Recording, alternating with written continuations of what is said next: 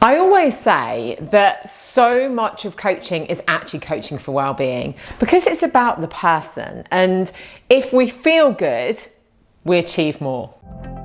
Hi, I'm Ruth and I'm passionate about helping people live the life that they want to live on their terms.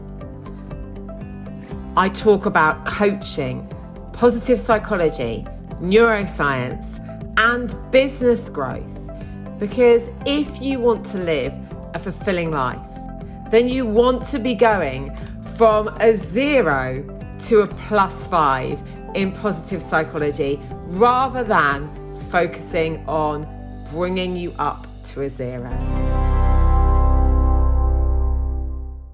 One of the models that I love to use when I'm training people to coach or when I'm coaching people is the PERMA model, or the PERMA Plus model as it's now known, which was devised by Martin Seligman, the grandfather and founder of positive psychology. And really what he was doing is he was saying, okay, let's look at how we can measure well-being. Let's look at a way that we can actually think about what well-being looks like in a quantifiable way. And he came up with this model. So it's PERMA and it's now PERMA Plus. You might also see PERMA H as well, which includes health. But this measure of well-being includes P for positive emotion. So what that measures is the frequency of our positive emotions. How often do we feel positive emotions? Not to be confused with being toxically positive when we say everything's great when it's not.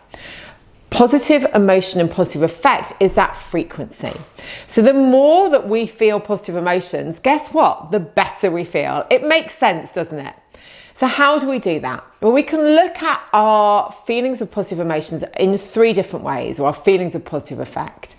Our past. So how do we increase our feelings of positive affect when we're looking to the past? We practice things like gratitude. So gratitude, even writing a gratitude letter, can support us to feel better. So the more that we practice gratitude, the more that we actually rewire our brains, and the more that we're able to increase our well-being. Now, when we're looking at the present, it's about being mindful and engaging and actually being really present with our emotions. And if we practice mindfulness, we feel better. And then when we look to the future, things like positive visualization are really important. So, actually being able to step into imagining a more positive future and being able to connect with that version of you. So if you're thinking about, okay, how often, how frequently am I feeling positive emotion? And thinking about those 3 different, how can I feel more positive about the past? How can I feel more positive in the present? And how can I feel more positive about my future? And putting that lens on what you do can increase your well-being. Now, if we're applying that to coaching, it might be supporting our clients with questions around, okay, so what would make you feel better about that?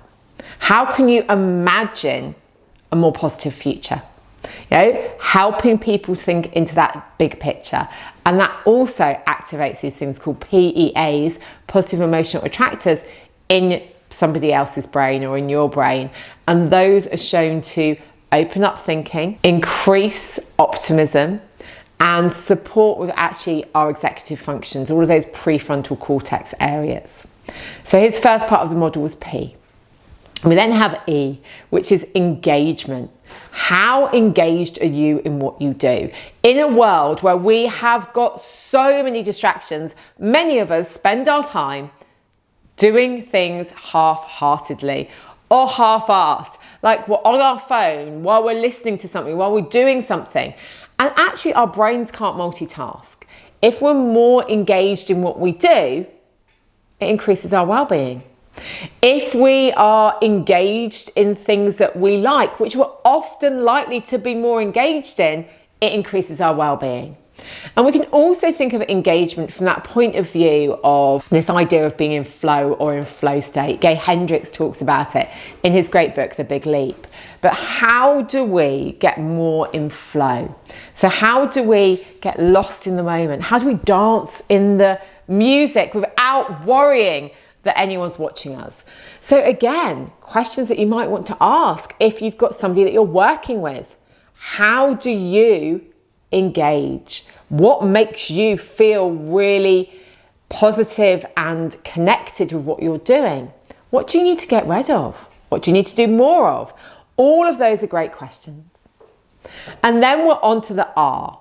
So R is about relationships. And I think we all know if we have positive relationships, we feel better. I go further to say, if we engage in our positive relationships and focus on them, it makes our relationships better. So the more that we feel related to others, the more that we feel that we've got positive relationships, the higher our well-being. And the great thing here is that we can be proactive. We can be intentional. We can choose to meet somebody for coffee, to build a new relationship, to nurture a friendship, to get back in touch with somebody. We can choose to have compassionate relationships with everybody. You know, smiling at your neighbour, saying hello to that person in the shop that you see every day. Those simple things actually increase our well-being. And I am that person that will say hello to you if I see you on the street. So be aware. But again, if we're working with clients, there's some different ways that we can use that. But asking people, what can you actively do to improve your relationships? What can you control? It's always about that, isn't it? It's always about what can the client control? And then we have meaning. When we have more meaning in our lives, we feel better. Our well-being increases. So what can you do to increase your meaning? Where do you get meaning from? What activities give you meaning? What could you do differently? And then we have accomplishments, which is our A. Accomplishments is about not only achievement, it's about feeling it.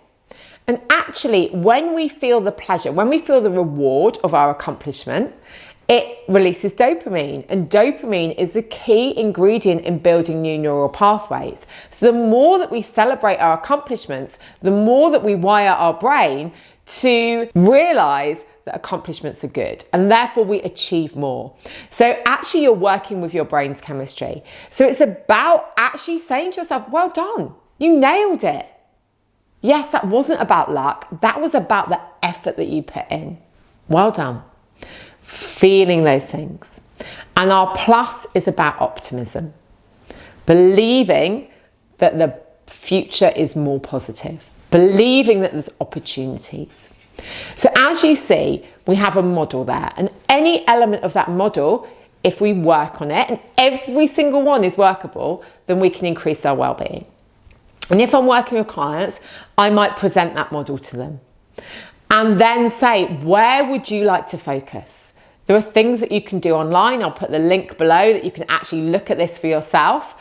But personally, I like to just get people to reflect on which of those areas do you believe that you need to focus on right now, and use that as a basis for a coaching conversation.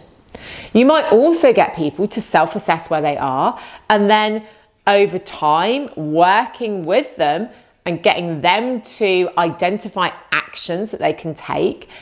Think about that improvement in their well-being.